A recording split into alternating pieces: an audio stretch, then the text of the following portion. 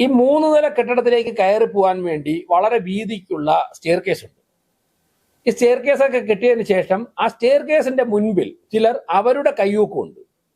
നിരവധി കാലങ്ങളായി അവിടെ വിലസുന്ന ചില പ്രാദേശിക സംഘങ്ങൾ അവരുടെ കയ്യൂക്കുകൊണ്ട് ഇവിടെയൊക്കെ തന്നെ അനധികൃത നിർമ്മാണം നടത്തി കൈയടക്കി വെച്ചിരിക്കുകയാണ്.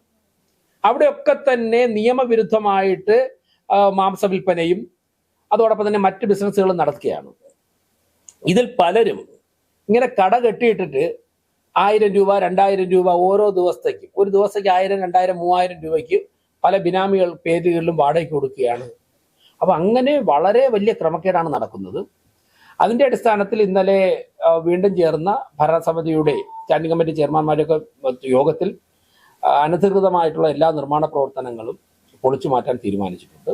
ഇന്ന് അതിന്റെ ആദ്യഘട്ട നടപടി ആരംഭിച്ചു. ഞായറാഴ്ച ആയിരുന്നിട്ടും ആ പ്രശ്നത്തിന്റെ ഗൗരവം മുഖവിലേക്ക് എടുത്തുകൊണ്ടാണ് ഉദ്യോഗസ്ഥർക്കൊക്കെ തന്നെ ഇന്ന് ഡ്യൂട്ടി നിശ്ചയിച്ച് ആദ്യഘട്ട നടപടികൾ ആരംഭിച്ചിട്ടുണ്ട്.